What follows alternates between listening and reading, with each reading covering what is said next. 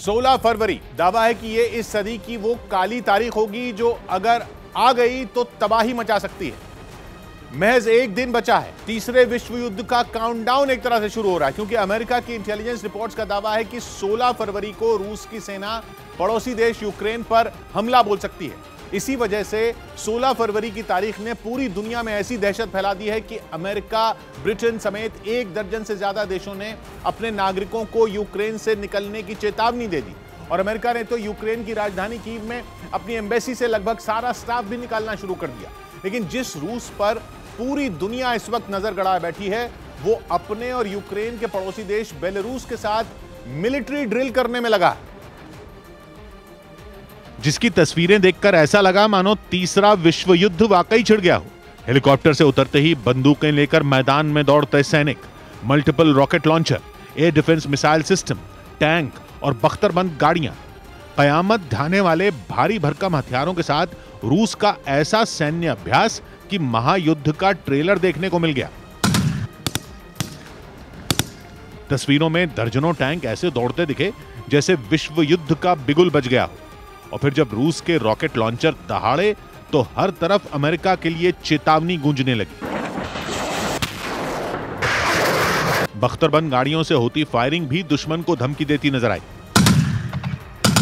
रूस की यह तैयारी तो उस बेलारूस में है जो यूक्रेन के ठीक उत्तर में है, लेकिन रूस ने यूक्रेन के दक्षिण में भी उसकी जबरदस्त घेरेबंदी कर दी है। 2 दिन पहले रूस की नौसेना ने यूक्रेन के दक्षिण में मौजूद काला सागर में अभ्यास शुरू कर दिया, जिसके जारी किए गए वीडियो में रूस के 30 से ज्यादा जंगी जहाज समंदर में उतरे नजर आए, जिसके जरिए रूस ने खुद पर हमला होने की सूरत में क्राइमिया में मौजूद अपनी नेवी के अड्डों को बचाने की प्रैक्टिस की।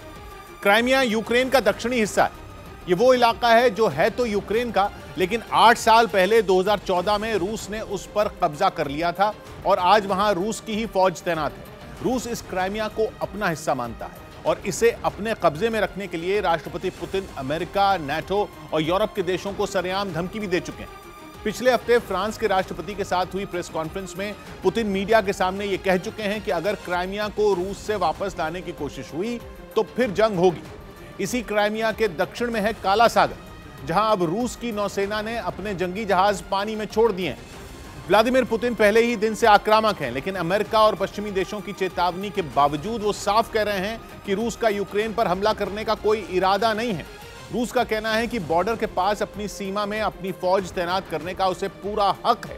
उसका आरोप है कि ये अमेरिका और 30 देशों का मिलिट्री अलायंस नाटो है, जो सैन्य गठबंधन के नाम पर अपनी सेनाओं को रूस के पड़ोस में पूर्वी यूरोप में ले आए। अब सवाल यह है कि अगर तीसरा विश्व युद्ध छिड़ा तो होगा क्या? एक तरफ है रूस और उसके साथ खड़ा बेलारूस, और दूसरी तरफ है नाटो के अमेरिका, ब्रिटेन, फ्रांस और जर्मनी जैसे 30 सदस्य देश। अगर जंग हुई तो किसका पलड़ा भारी रहेगा? इसके लिए नक्शे पर दोनों तरफ की सेनाओं की तैनाती को समझना होगा। यूक्रेन के पूर्व में है खुद रूस, जहां उसने अपने 1,30,000 से ज्यादा सैनिक बॉर्डर पर खड़े किए हुए हैं। यूक्रेन की सीमा पर रूस की सेना की इतनी बड़ी तैनाती इससे पहले कभी नहीं रही। इस तैनाती में भी सिर्फ जवानों की फौज ही नहीं, बल्कि भारी भरकम टैंक भी हैं, तोपें भी हैं, बाकी बेहद खतरनाक हथियार भी हैं। मतलब यूक्रेन अपने पूर्व पर तो बुरी तरह घिरा हुआ है। उसके उत्तर में बेलारूस में भी रूस ने अपनी सेना और हथियार झोंके हुए हैं, बल्कि रूस का सबसे तगड़ा इंतजाम बेलारूस में ही नजर आ रहा है। नाटो और अमेरिका का दावा है कि बेलारूस के साथ साझा सैन्य अभ्यास के नाम पर रूस ने वहां अपने 30,000 सैनिक भेजे हुए हैं, जो कि शीत युद्ध थमने के बाद बेलारूस में रूस की फौज की सबसे बड़ी तैनाती है। और तो और रूस ने अपने Su-35 जैसे फाइटर जेट और इस्कंदर बैलिस्टिक मिसाइल सिस्टम भी बेलारूस में उतारे हुए हैं। बेलारूस में मौजूद रूस के हथियारों के जखीरे में S-400 जैसे एयर डिफेंस सिस्टम भी हैं, जो जमीन पर खड़े खड़े 400 किलोमीटर की दूरी तक आसमान में उड़ते हवाई जहाज, ड्रोन, क्रूज मिसाइल और बैलिस्टिक मिसाइल को ढेर कर सकता है। और यूक्रेन के दक्षिण में क्राइमिया में तो खुद रूस की सेना का कब्जा है, और काला सागर में भी रूस की नौसेना ने ड्रिल शुरू कर दी है। मतलब पूर्व, उत्तर, दक्षिण 3 दिशाओं से रूस ने यूक्रेन को बुरी तरह घेरा हुआ है। वहीं रूस की इस तैयारी से दो दो हाथ करने के लिए यूक्रेन की सेना के महज 2,05,000 सैनिक मैदान में। अमेरिका रूस को चेतावनी दे चुका है कि अगर उसकी सेना यूक्रेन की जमीन पर दाखिल हुई तो वो सिर्फ रूस पर ही नहीं बल्कि राष्ट्रपति पुतिन पर भी पर्सनल सैंक्शंस लगाएगा।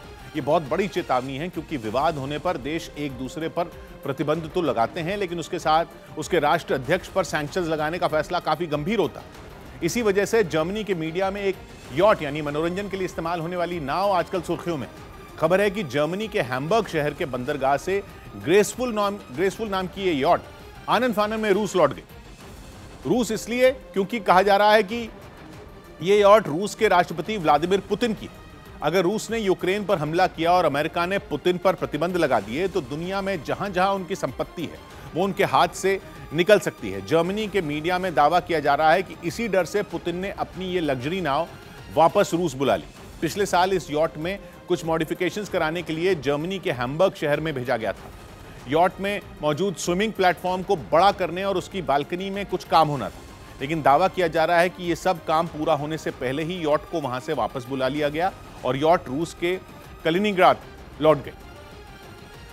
करीब 12 यात्रियों और 14 क्रू मेंबरों की क्षमता वाली पुतिन की यह यॉट एक ऐसी लग्जरी नाव है जिसमें ऐशो आराम के लिए एक एक चीज मौजूद है। 270 फीट लंबी इस यॉट में जिम है, स्पा है, लाइब्रेरी भी है, साथ ही इसमें बड़ा सा पियानो भी रखा है। इस यॉट में 49 फीट का इंडोर पूल भी है जो डांस फ्लोर में भी बदला जा सकता है।